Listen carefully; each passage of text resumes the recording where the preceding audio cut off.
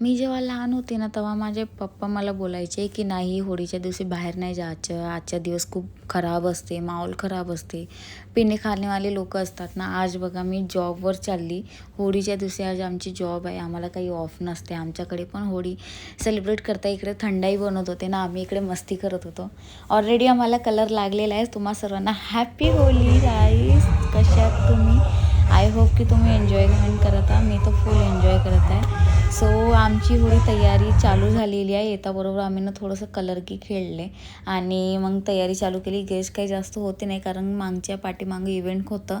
तर मला मी सांगितलं तर इव्हेंटची तयारी चालत आहे. आज मी तुम्हाला दाखवणार ते की कसलं काही इव्हेंट आहे काय नाही, पण खूप जोरदार झालेला आहे.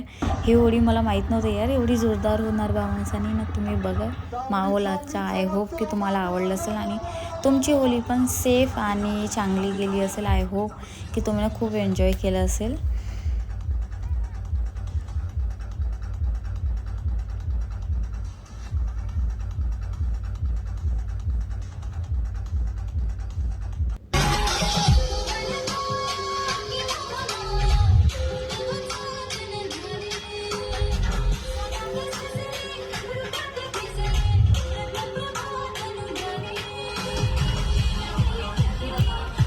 मला तर खूप म्हणजे असं रंगोला आहे ना की मी विचार करते यार, मला केस वॉश करायला किती वेळ लागणार. तुम्ही माझी हालत बघा, मी म्हणजे पूर्ण अशी भरलेली आहे. मला सर्वांना टार्गेट केलं काय असं वाटत होतं, पण असं काही नव्हतं. आम्ही मस्ती करत होतो. So happy Holy.